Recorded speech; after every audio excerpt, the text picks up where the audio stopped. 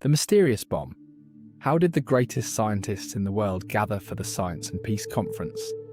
What is the secret of the message that confirms the existence of a bomb threatening the conference with destruction? Will Nathan succeed in uncovering the bomb in just 60 hours? Listen to the exciting details and join Nathan in solving the puzzle.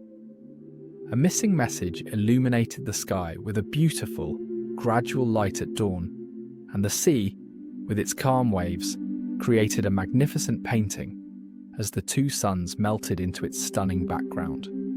Behind a glass window on the 40th floor of the International Hotel, Commander Nathan stood, admiring this breathtaking scene that filled him with exhilaration. He had just woken up and dressed to go out, but the magnificent sunrise captivated him in a magical way. He spoke to himself, amazed. What beauty nature gives us.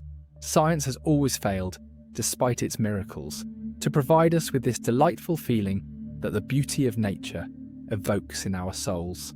His contemplation was interrupted by a persistent sound echoing in his room. Commander Nathan turned towards the source of the sound, frowning.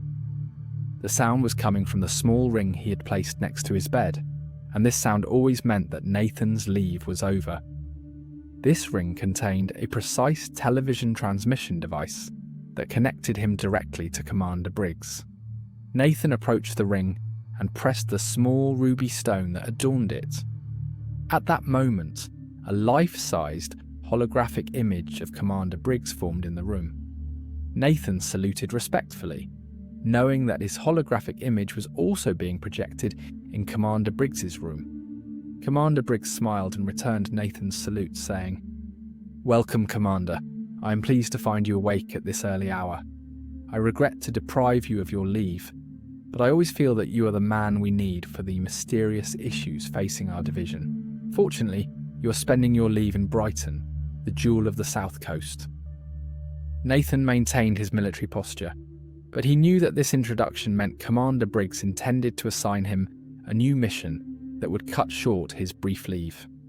The commander continued, "You have, of course, noticed that the hotel you are staying in is currently hosting some of the greatest scientists from around the world for the annual Science and Peace Conference.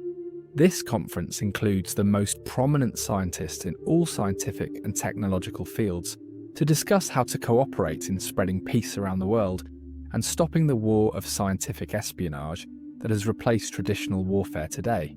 Nathan replied, "Yes, Commander. I came across some of them in the hotel lobby last night, and I felt a great sense of optimism when I realised the importance of the gathering, but I didn't know its precise purpose." Commander Briggs said, "The scientists we invited this year also include Professor Sebastian Reed, our chief astronomer and extraterrestrial intelligence advisor." Nathan's eyes lit up, and he said, "It's a great honour to have him amongst us at the conference." Commander Briggs smiled and said, "Indeed, but what concerns us now is a strange message we received yesterday evening at the division. The message was encrypted, but we managed to decode it early this morning. It reads, 'There is a bomb that will explode at the conference. It's located on the 40th floor, and it will go off exactly 60 hours after midnight yesterday, meaning 2.5 days from now.' Then the message continues in a threatening tone. 'Your scientists will perish. Britain's reputation will collapse, and we will reign supreme.'" Nathan's expression turned serious as he absorbed the gravity of the situation. Commander Briggs continued, "We don't know who sent this message or what their true intentions are, but we cannot ignore such a threat. The 40th floor is where the conference rooms are located, along with the suites of the most distinguished guests." Nathan nodded and asked, "What do you want me to do, Commander?" Briggs replied, "I want you to investigate this matter immediately. You have 60 hours from midnight yesterday to find the bomb, if it exists, and neutralise it. We cannot evacuate the hotel without causing panic, and we cannot cancel the conference without international embarrassment. This must be handled with absolute discretion." Nathan stood straighter and said, "Understood, Commander. I'll begin immediately." Briggs nodded approvingly and added, "I'm sending Dr. Ramsey Clarke and Dr. Mark Hamilton to assist you. They'll arrive within the hour. Use whatever resources you need from the division. This is a priority 1 situation. The hologram flickered and vanished, leaving Nathan alone in his room once more. Nathan immediately began to assess the situation. The 40th floor housed approximately 30 suites and 3 large conference rooms. The conference had been running for 1 day already, meaning he had lost 12 hours from the 60-hour deadline. He had 48 hours left to search every room, every vent, every possible hiding place for a bomb that might not even exist. But Commander Briggs's instincts were rarely wrong, and Nathan had learned to trust the intelligence that came through the division. Within 40 minutes, Dr. Ramsey Clarke and Dr. Mark Hamilton arrived at Nathan's suite. Ramsey, the behavioural scientist and alien psychology specialist, brought his calm, analytical approach. Mark, the weapons science expert, carried his equipment case filled with detection devices. Nathan briefed them quickly on the situation, and the 3 men began to formulate a strategy. "We need to search systematically," Nathan said, pointing to the holographic floor plan he had projected. "But we can't alert the guests or the conference attendees. Any sign of a security concern could cause panic and international embarrassment." Ramsey nodded thoughtfully and added, "We also need to consider the psychological profile of whoever sent this message. Are they genuine terrorists, or is this a hoax designed to disrupt the conference?" Mark interjected, "I've brought radiological scanners, electromagnetic sensors, and chemical detectors. If there's a bomb on this floor, my equipment will find it." But scanning 30 suites and 3 conference rooms in 48 hours, whilst maintaining discretion, will be challenging. Nathan considered their options carefully. "We'll divide the floor into 3 sectors. Ramsey, you take the east wing.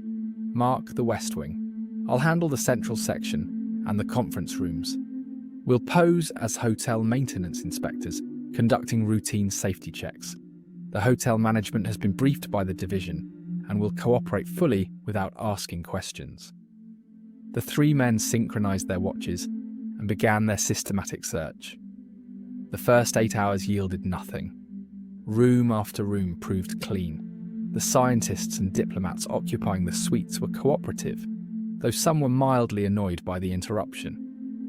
Nathan's trained eye examined every detail: electrical outlets, ventilation grills, furniture, luggage, even the guests themselves, but nothing seemed suspicious. As evening approached on the first day of the investigation, Nathan, Ramsey and Mark reconvened in Nathan's suite to compare notes. "Nothing," Mark said with frustration. "I've scanned 15 suites. Every device came back clean. No explosives, no unusual radiation, no suspicious chemicals." Ramsey added, "The East Wing is equally clear. I've spoken with many of the guests. They all seem genuine in their purpose here. No suspicious behaviour, no nervous tells, nothing to indicate involvement with terrorism." Nathan stood at the window, looking out at the darkening sky. "We have 36 hours left. If the bomb exists, it's well hidden, or we're not looking in the right place." He turned back to his colleagues and said, "Tomorrow, the main conference session begins. The largest gathering of scientific minds in years will be in those 3 conference rooms. If someone wanted maximum impact, that's when they'd strike." The next morning, Nathan awoke before dawn once again. He had slept poorly, his mind racing through possibilities. As he dressed, he reviewed the list of conference attendees that the division had sent him. The names read like a who's who of global scientific achievement. Professor Sebastian Reed from Britain, representing astronomy and extraterrestrial intelligence. Dr. Victor Petrov from the Eastern Alliance, a quantum physicist. Dr. Chen Wei from the Pacific Confederation, specializing in biotechnology, and dozens more luminaries in fields ranging from nuclear engineering to artificial intelligence. The conference opening ceremony began at 9 o'clock precisely. Nathan, Ramsey, and Mark positioned themselves strategically around the main conference room, disguised as hotel security staff. The room filled with the brilliant minds who would shape humanity's future. Professor Sebastian Reed took his place at the British delegation's table nodding cordially to his international colleagues. The conference chairman, Dr. Heinrich Müller from the European Federation, called the assembly to order. His voice resonated through the hall as he welcomed the delegates and outlined the conference agenda. Colleagues, we gather here in the spirit of cooperation and peace. Our purpose is to transcend national boundaries and work together for the advancement of all humanity. In an age where scientific espionage threatens to divide us, we choose instead to unite. The delegates applauded, and the morning session began with presentations on collaborative research initiatives. Nathan watched carefully, his eyes scanning faces, observing interactions, looking for anything out of place. Hours passed and the morning session concluded without incident. The delegates broke for lunch, dispersing to the hotel restaurant and private dining rooms. Nathan took the opportunity to continue searching the conference rooms whilst they were empty. Mark accompanied him with the scanning equipment. They examined every seat, every panel in the walls, every fixture in the ceiling. Still nothing. 24 hours left, Mark muttered as he completed another scan. If this bomb exists, it's either incredibly well hidden, or it's not in the locations we've been searching. That afternoon, Nathan decided to take a different approach. He requested the guest list from hotel management and cross-referenced it with intelligence files from MI6. Most of the guests checked out as expected: scientists, diplomats, support staff. But one name caught his attention: Dr. Isaac Feldman, listed as a brilliant young physicist from a nation known for its adversarial relationship with Britain. According to the file, Feldman had emerged 4 years ago with a revolutionary theory in particle physics that had catapulted him to international recognition. Nathan asked Ramsey to join him in reviewing what they knew about Feldman. "He's staying in Suite 12, Nathan said, pointing to the location on the floor plan. "His file shows an impressive academic record, but there's something odd. Before 4 years ago, there's almost no trace of him. He appeared suddenly with his groundbreaking theory and immediately gained prominence." Ramsey studied the file with interest. "That's unusual but not impossible. Some scientists do emerge rapidly if they have a breakthrough. What else strikes you as odd?" Nathan continued, "I encountered him briefly yesterday in the corridor. There was something about him that felt wrong. He was cold, emotionless, almost mechanical in his responses. When I tried to engage him in casual conversation about his work, he gave textbook answers without any passion or personality." Ramsey nodded slowly. "That could indicate someone on the autism spectrum, or simply a very reserved personality. But in the context of this bomb threat, it's worth investigating further." The two men made their way to Suite 12. They knocked, and after a moment, Dr. Isaac Feldman opened the door. He was a man in his early 30s, of average height and build, with dark hair and unremarkable features. His eyes, however, were striking, a piercing blue that seemed almost luminescent in certain lights. "Yes," he said in a flat, unaccented English. Nathan introduced himself and Ramsey as hotel security conducting routine safety inspections. Feldman stepped aside without emotion and allowed them to enter. As Nathan and Ramsey moved through the suite with their scanning equipment, Nathan observed Feldman carefully. The physicist sat in an armchair, completely still, watching them with those unusual eyes but showing no curiosity about what they were doing. Most people, Nathan knew, would ask questions, show nervousness or at least interest. Feldman displayed nothing. Mark arrived with additional equipment, and the three investigators conducted a thorough scan of the suite. As Mark swept his electromagnetic sensor near Feldman, a strange thing happened. The device suddenly showed a spike in electromagnetic activity, then immediately returned to normal. Mark frowned and adjusted the settings, sweeping again. The same spike occurred. Nathan noticed Mark's puzzled expression and moved closer. "What is it?" he asked quietly. Mark whispered, "There's an unusual electromagnetic signature coming from Dr. Feldman himself. It's not strong, but it's definitely there, and it's pulsing in a regular pattern. Nathan's mind raced. He thanked Feldman for his cooperation, and the 3 investigators left the suite. Once they were in the corridor with the door closed, Mark said urgently, "That wasn't normal. Human bodies don't emit regular electromagnetic pulses like that. The pattern was too precise, too mechanical." Ramsey added, "And did you notice how he never blinked? Not once during the entire time we were in there. He just sat there, perfectly still, watching us." Nathan made a decision. "I want to test something. Mark, do you have that portable X-ray device?" Mark nodded. "It's in my equipment case, but using X-rays on a person without their knowledge is..." Nathan interrupted. "I know, but I have a strong suspicion about Dr. Feldman, and if I'm right, we're not dealing with a person at all." The 3 men returned to Nathan's suite to formulate a plan. "Here's what we're going to do," Nathan explained. "Tomorrow morning there's a breakfast reception for the conference delegates in the main dining room. I'll arrange to encounter Feldman there and engage him in conversation. Whilst I'm talking to him, I'll plant a small device on his jacket, a pin that emits X-rays at a specific frequency. Mark, you'll monitor the readings remotely. If my suspicion is correct, we'll see something very interesting." The next morning arrived with only 12 hours remaining until the bomb's supposed detonation time. The breakfast reception was held in the hotel's grand dining room on the 40th floor. Scientists mingled over coffee and pastries, discussing their research and forming new collaborative partnerships. Nathan entered the room, his eyes immediately locating Dr. Feldman, who stood near a window, holding a cup of coffee but not drinking from it. Nathan approached with a friendly smile. "Dr. Feldman, good morning. I don't believe we've been properly introduced. I'm Commander Nathan Dean with Hotel Security. I wanted to personally apologise for the inspection yesterday. Routine procedures, you understand." Feldman turned his luminous blue eyes towards Nathan and said in his flat voice, "No apology necessary. I understand security protocols." As they spoke, Nathan gestured animatedly, and at one point he patted Feldman on the back in a friendly manner whilst asking about his health.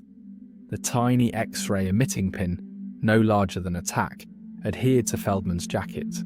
Nathan excused himself and moved to a quiet corner where he could observe. He activated a small device in his pocket that triggered the pin to emit X-rays. Almost immediately, something extraordinary happened. Dr. Feldman's cup slipped from his hand, crashing to the floor. He clutched his chest and collapsed. Scientists rushed to his aid, and within moments, the hotel medical team arrived. They checked his pulse and breathing. "He's in cardiac arrest," one of the medics shouted. They began chest compressions and emergency procedures. Nathan watched carefully as Ramsey and Mark joined him. Mark whispered urgently, "The readings I'm getting are impossible. The X-rays are showing a skeletal structure, but it's not bone. It's some kind of metal alloy. And there are circuits, integrated circuits throughout the entire body structure. Nathan, that's not a human being." Ramsey stared in disbelief. "Are you saying Dr. Feldman is some kind of robot? An android?" Nathan nodded grimly. "A very sophisticated one. Sophisticated enough to fool everyone at this conference for days." The medical team managed to stabilise Feldman's condition, or so they believed. They announced that his heartbeat had resumed, and colour was returning to his face. They transported him on a stretcher to his suite to rest under observation. Nathan ensured that the medical team left Feldman in his room and posted a security guard outside. Then he immediately contacted Commander Briggs via his ring device. The hologram of Commander Briggs materialised in Nathan's suite moments later. Nathan briefed her on the discovery. "Commander, Dr. Isaac Feldman is not human. He's an extremely sophisticated android, designed to pass as human in every way. The implications are staggering." Briggs's expression was grave. "If Feldman is an android, then the bomb threat takes on a whole new dimension. The bomb might not be a device at all. It might be the android itself." Nathan's eyes widened as the pieces fell into place. "Of course. An android could be built with enough explosive material inside its body to level the entire 40th floor. Its metal skeleton would be shielded against detection. It could carry a nuclear device, a chemical weapon, or a conventional bomb large enough to kill everyone at the conference, and the timer would be built into its programming. Commander Briggs nodded. You need to contain this immediately. I'm sending a specialist team from MI6 to extract the android and neutralize any explosive components. They'll arrive within 30 minutes. Until then, keep Feldman isolated and ensure no one approaches him. The specialist team arrived precisely on schedule, dressed as hotel engineers carrying equipment cases. They were led by a stern woman named Agent Victoria Cross, an expert in explosive ordnance disposal and advanced weaponry. Nathan briefed her quickly on the situation. Victoria examined the readings from Mark's scanners, and her expression grew more serious. You're right. There's a sophisticated explosive device integrated into the android's chest cavity. From these readings, I'd estimate it's equivalent to at least 500 kilograms of conventional explosives. If it detonates here, it will destroy this entire floor and compromise the structural integrity of several floors above and below.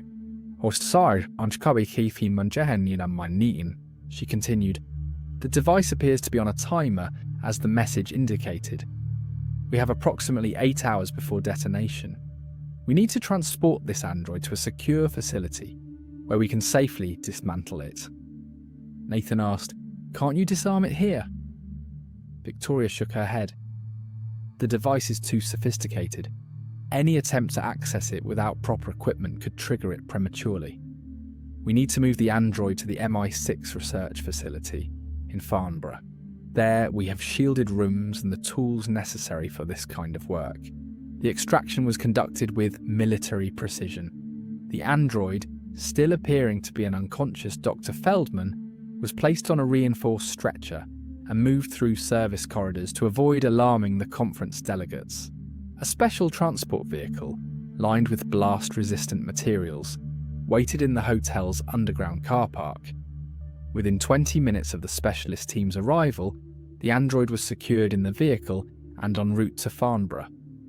Nathan, Ramsey, and Mark accompanied the transport in a separate vehicle.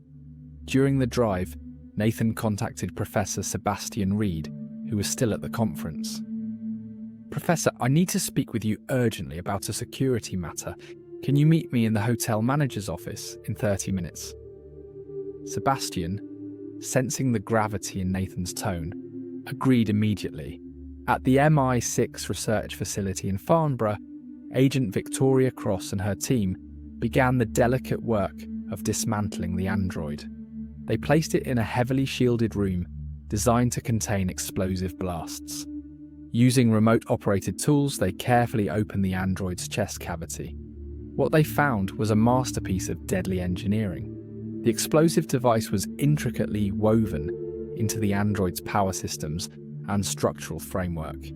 It was designed to be virtually impossible to remove without triggering detonation. Victoria's voice came through the intercom system. This is extraordinary work. The bomb is a binary device, two separate components that are individually inert but deadly when combined. The timer is set to bring them together at the appointed moment. The power source is a miniature fusion cell, highly advanced. I've never seen technology quite like this. Whoever built this android had access to research and materials far beyond what most nations possess. Nathan watched through the observation window as Victoria and her team worked methodically. Hours ticked by. The conference continued in Brighton, unaware of the deadly threat that had been removed from their midst. Nathan had decided not to inform the delegates yet. The situation was still too delicate, and panic would serve no purpose. With 2 hours remaining until the deadline, Victoria finally spoke with relief in her voice. We've successfully isolated the binary components. The fusion cell has been removed and secured. The android is no longer capable of detonation. We've neutralized the threat. A collective sigh of relief swept through the observation room. Nathan felt the tension drain from his shoulders. but there were still many questions that needed answers. The android itself, now deactivated and disarmed, was moved to a research laboratory for detailed examination. A team of scientists and engineers began the fascinating work of studying its construction. Dr. Alan Davies, head of MI6 research department, led the investigation. Nathan joined him in the laboratory to observe and report back to Commander Briggs. Dr. Davies was amazed by what they uncovered. "Commander Dean, this android is a technological marvel. Its artificial skin is made from a biosynthetic polymer that perfectly mimics human tissue, in texture, temperature, and even response to touch. Its skeletal structure is a titanium-lead alloy. The lead shielding prevented our standard scanners from detecting the circuits and power sources inside. The brain is a quantum computer, more advanced than anything in our current research. The heart mechanism produces pulses identical to human heartbeats, even producing bioelectric signals that would fool an electrocardiogram." Nathan examined the android's eyes, which had been removed and placed in an analysis tray. Even separated from the body, they were remarkably lifelike. Dr. Davies explained, "The eyes are particularly impressive. They can see across multiple spectrums: visible light, infrared, ultraviolet. They have built-in image enhancement and recording capabilities. The android could literally photograph everything it saw and transmit the data wirelessly. This wasn't just a bomb, it was also a highly effective spy." Ramsey, who had been studying the android's brain computer, made a significant discovery. "Commander, I've accessed some of the data storage in the neural systems. This android has been active for 4 years, exactly as the intelligence files indicated. During that time, it attended numerous scientific conferences, visited research facilities, and interacted with hundreds of leading scientists. It recorded conversations, photographed documents, observed research methodologies. The espionage value of this android might actually exceed its value as a weapon." Nathan nodded thoughtfully. "So whoever created this android achieved multiple objectives. First, established Dr. Feldman as a legitimate scientist by releasing a genuine breakthrough theory, probably stolen from actual research. Second, used the android to gather intelligence over a period of years, gaining access to facilities and information that would be otherwise inaccessible. Third, position it at the most prestigious scientific conference in years and use it as a bomb to eliminate rival scientists, while simultaneously embarrassing Britain on the international stage." Dr. Davies added, "The cost of creating something like this must have been enormous. We're talking about billions of pounds worth of research and development. Only a nation-state would have the resources and motivation to undertake such a project." Nathan asked, "Can we determine which nation?" Davies shook his head. "The technology is sophisticated enough that its origin is hard to pinpoint. Several nations have the capability to produce components this advanced. The android appears to be an amalgamation of technologies from multiple sources. Whoever built it was very careful to obscure its origins."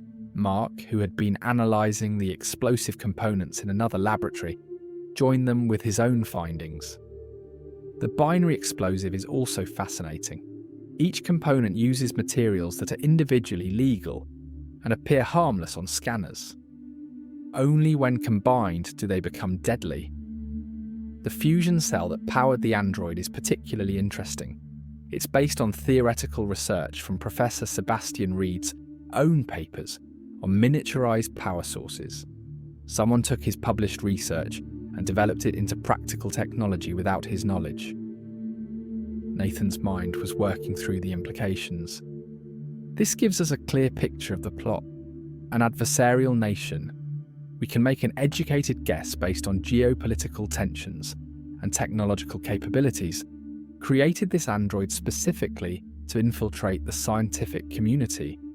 They gave it a brilliant cover story. Dr. Isaac Feldman, Wunderkind physicist. They had it publish groundbreaking research to establish credibility. Then they used it to spy on scientific developments for 4 years, all whilst positioning it for this final, devastating attack. He continued, "The message we received was deliberately cryptic. It gave us enough information to know there was a threat, but not enough to identify the android immediately. If we had evacuated the hotel or cancelled the conference, they would have achieved their goal of embarrassing Britain and disrupting international scientific cooperation. If we had failed to find the bomb, hundreds of the world's greatest minds would have perished, setting back multiple fields of research by years and giving the enemy nation scientific supremacy." Ramsey interjected, "But they didn't account for your intuition, Commander. Most people would have been searching for a conventional bomb, a device hidden in a room or planted in the building. You recognized that something was wrong with Feldman himself." Nathan smiled slightly. "It was the eyes that first alerted me. They were too perfect, too capable. When I learned he could see in the dark without any visible equipment, I knew something was fundamentally wrong. No human has that capability naturally.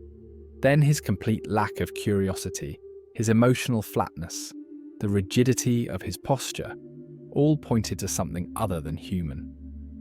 The X-ray test was a calculated risk.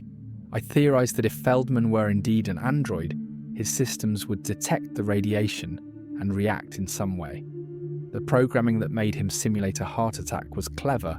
It was designed to prevent exactly the kind of X-ray examination I attempted.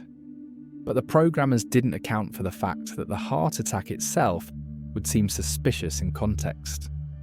A healthy young man suddenly collapsing immediately after being exposed to X-rays was too much of a coincidence.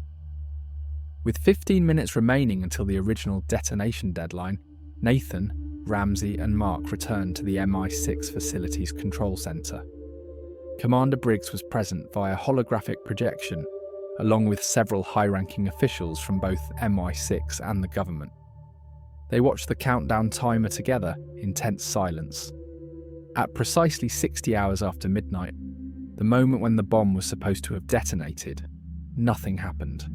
The android lay safely disassembled in the laboratory, its explosive components secured in separate containment vessels. The conference delegates in Brighton continued their discussions, unaware of how close they had come to disaster. Commander Briggs spoke to the assembled group. "Thanks to Commander Dean's quick thinking and the exceptional work of this team, we have averted a catastrophe. But this incident raises serious questions about the security of our scientific conferences and the possibility of similar infiltration attempts in other contexts. We need to develop protocols for detecting advanced androids and ensuring that such a threat cannot materialize again." She continued, "The question now is how to handle this diplomatically. We cannot prove which nation created the android, though we have strong suspicions.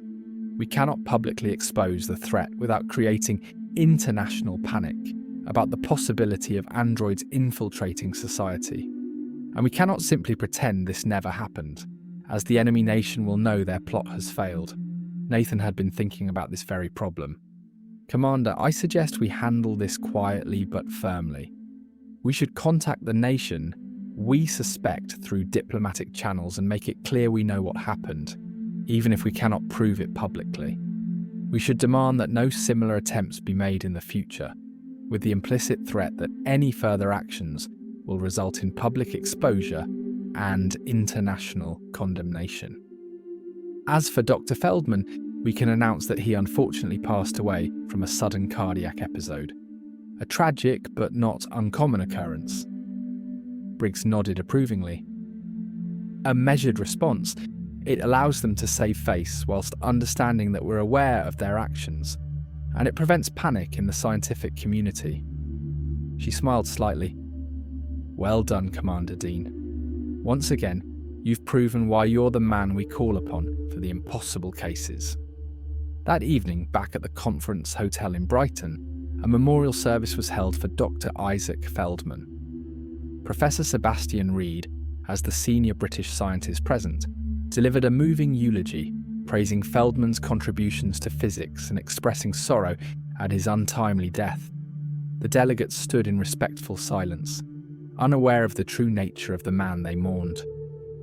Nathan watched from the back of the room a sardonic smile playing on his lips at the supreme irony of the situation.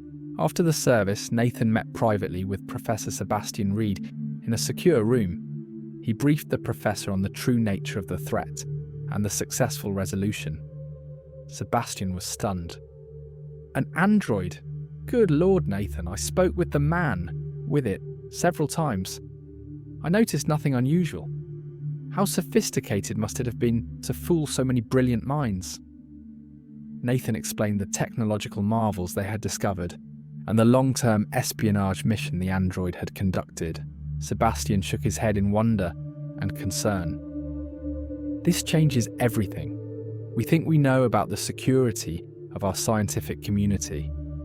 If one android could infiltrate us so successfully, there could be others. How do we know who is real and who is artificial?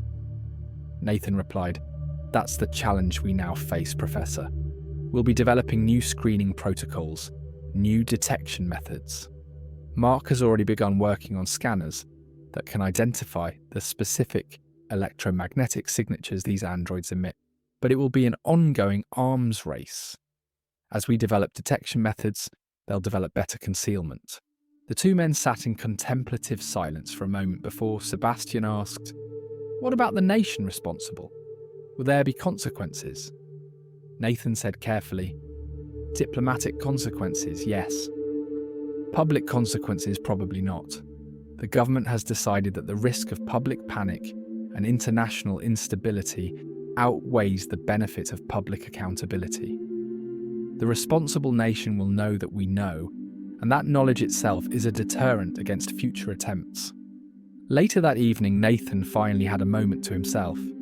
Ramsey and Mark joined him in his suite for a debriefing drink. The adrenaline of the last 60 hours was slowly fading, replaced by exhaustion.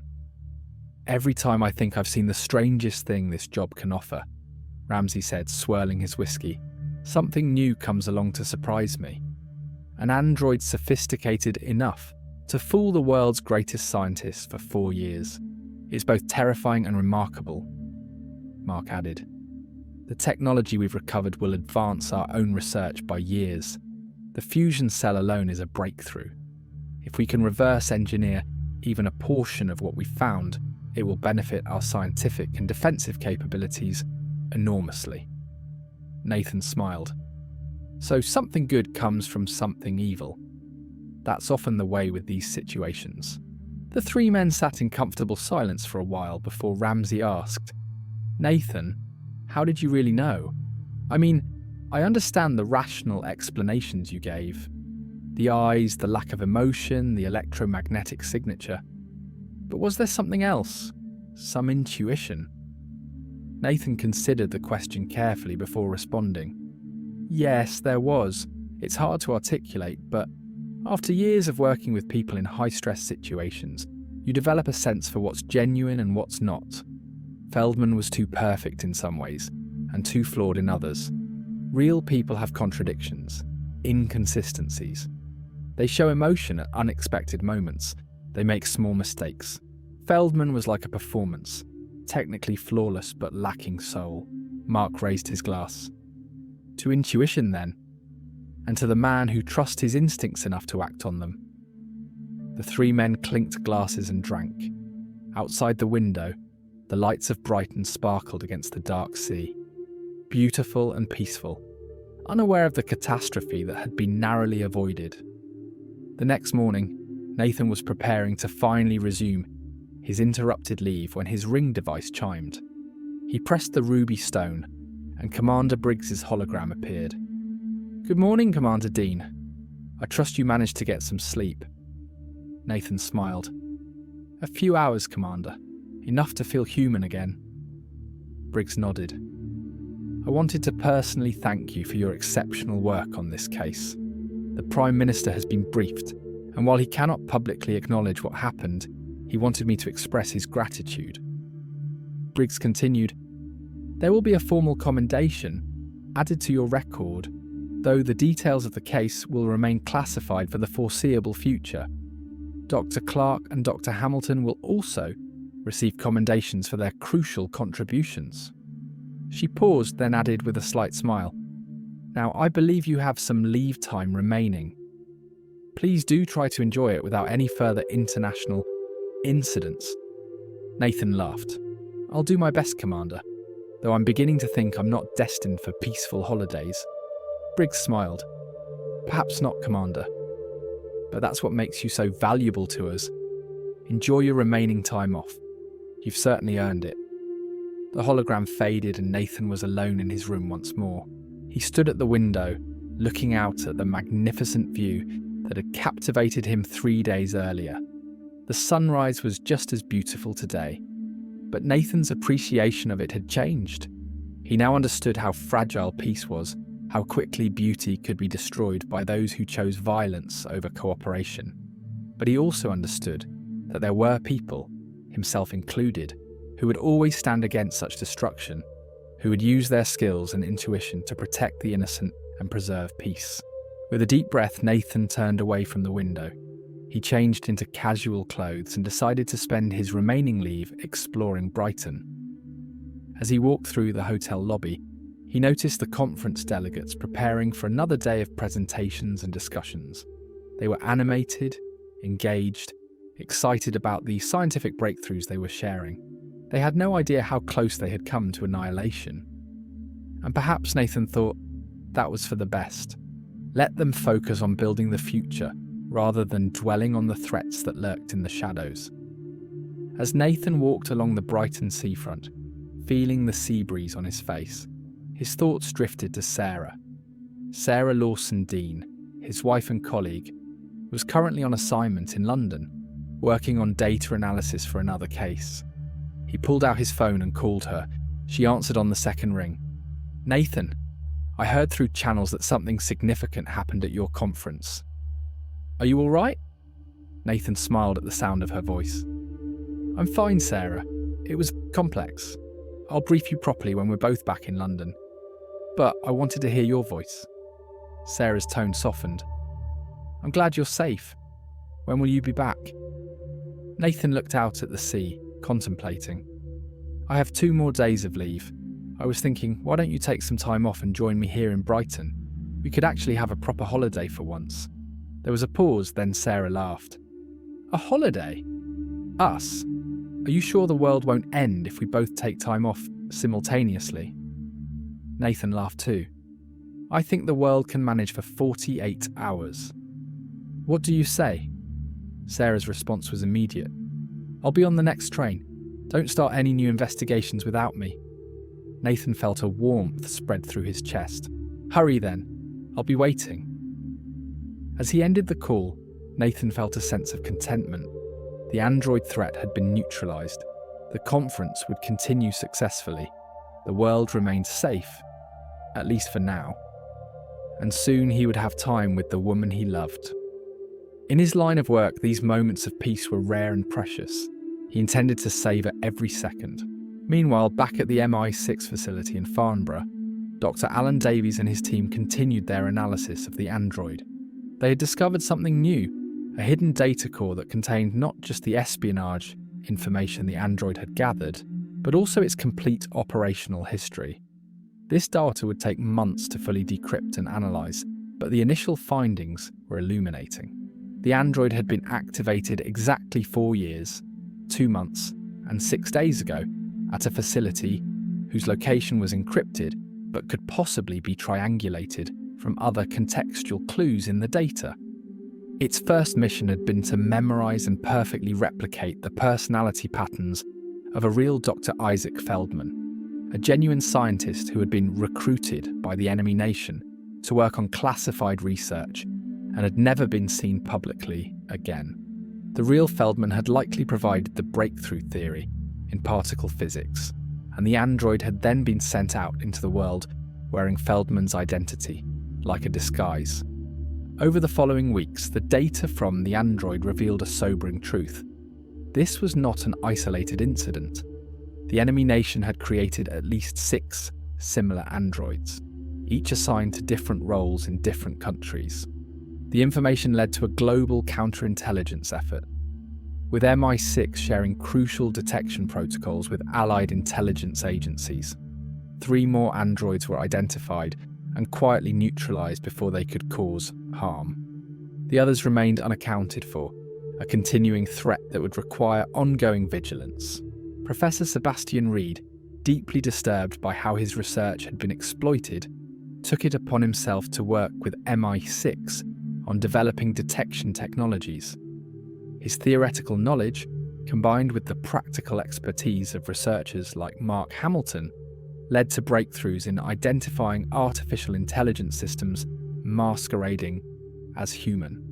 Within 6 months, portable scanning devices were being deployed at high-security locations around the world. The Science and Peace Conference concluded successfully, with multiple international agreements signed for collaborative research initiatives. The delegates departed Brighton with renewed enthusiasm for cooperation and no knowledge of the disaster that had been averted. The official records stated that Dr. Isaac Feldman had tragically passed away from cardiac arrest, and a research grant was established in his name, a grant that would ironically fund legitimate science while honouring a fictional person who had been designed to destroy science. For the enemy nation responsible, the failure was a significant setback. The vast resources invested in creating and deploying the android had yielded years of espionage data, but ultimately failed in its primary mission. The diplomatic communications from Britain made it clear that further attempts would not be tolerated, and the implicit threat of public exposure carried significant weight. For a time at least, they would have to pursue their ambitions through less dramatic means. Commander Nathan Dean returned to London with Sarah, and they spent a peaceful 2 days in Brighton that they would both remember fondly in the difficult times ahead. They walked along the beach, dined in small restaurants, attended a theatre performance, and simply enjoyed each other's company. On their last evening, as they watched the sunset over the sea, Sarah turned to Nathan and asked, "Do you ever wonder if we'll have a normal life someday? No androids, no bomb threats, no rushing off to save the world?" Nathan pulled her close and kissed her forehead. "I think this is our normal, Sarah. We're not built for quiet lives, but we can have moments like this, stolen hours of peace in between the chaos. And maybe that's enough."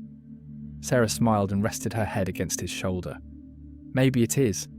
As long as we have these moments together, I can handle anything the job throws at us." The sun sank below the horizon, painting the sky in brilliant shades of orange and crimson. The two of them stood there in comfortable silence, two people who had chosen to stand between the world and its darkest threats, taking a brief respite before the next crisis inevitably called them back to duty. And in that moment, watching the beauty of nature's display, they both felt that their sacrifices were worthwhile. The world continued to turn, peaceful and unaware, protected by those who operated in the shadows. Back at MI6 headquarters, Commander Briggs filed her final report on the incident, classifying it at the highest level of secrecy. The report concluded with a warning. The age of android infiltration has begun. We can no longer assume that physical presence equals human presence. Our security protocols, intelligence gathering, and threat assessment procedures must evolve to meet this new reality. The next android may be more sophisticated, more difficult to detect, more perfectly integrated into our society. We must remain vigilant, continue to develop our detection capabilities, and never underestimate the ingenuity of our adversaries. This is only the beginning of a new kind of war, a war where the enemy might look exactly like a friend. The classified files were sealed and stored in MI6's deepest archives, accessible only to those with the highest security clearance. The technology recovered from the android was distributed to research facilities across the Allied nations, each piece carefully studied to understand both its capabilities and its vulnerabilities. The fusion cell technology eventually led to breakthroughs in clean energy. The quantum computing architecture informed the next generation of artificial intelligence development. Even in destruction, the android served to advance human knowledge, though in a way its creators had never intended. And so the world moved forward, its greatest scientific minds gathering annually to share knowledge and foster cooperation, unaware that their 5th Science and Peace Conference had nearly been their last.